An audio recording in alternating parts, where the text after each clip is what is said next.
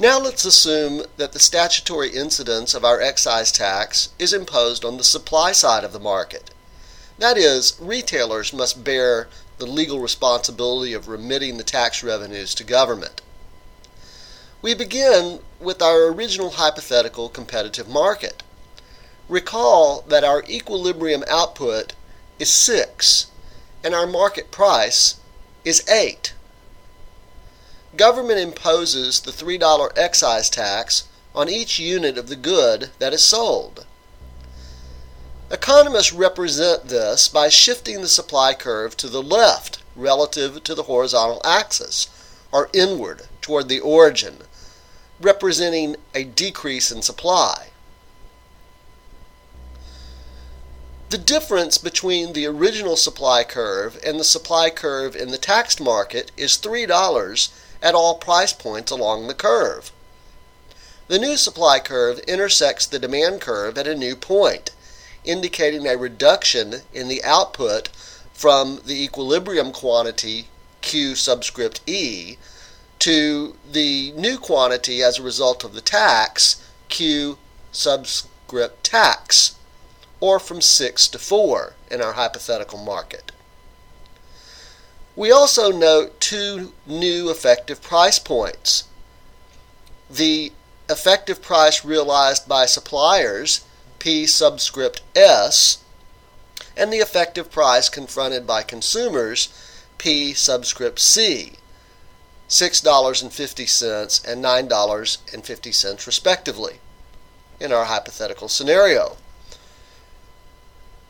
The difference between the effective price confronted by consumers, $9.50, and the effective price realized by suppliers, P subscript S, is $9.50 minus $6.50, or $3, the amount of the tax.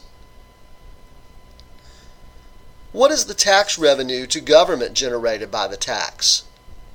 It is the amount of the tax per unit, $3, times the output or quantity, 4, or $12 total revenue to government. What is the portion of the economic burden of the tax borne by consumers?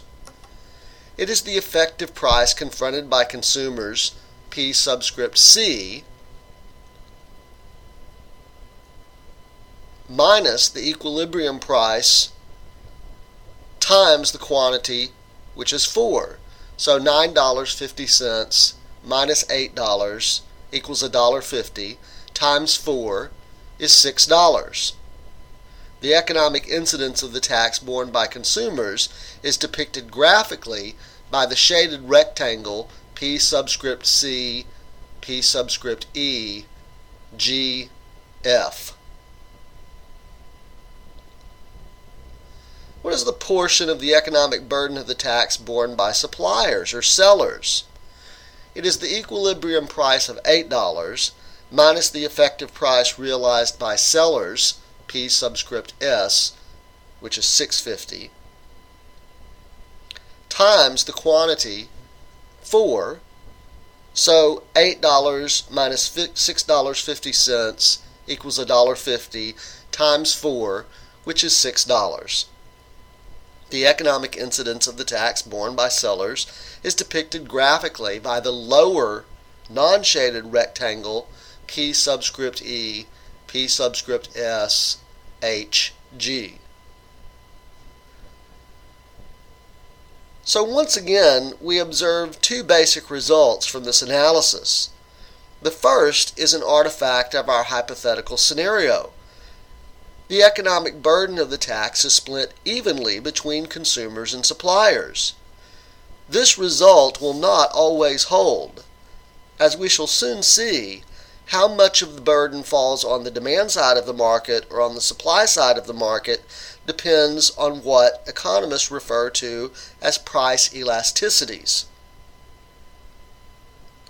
The second result is theoretical and does not depend on the specific hypothetical assumptions we make. In terms of the economic effects of the tax, it doesn't matter which side of the market government imposes the statutory incidence on.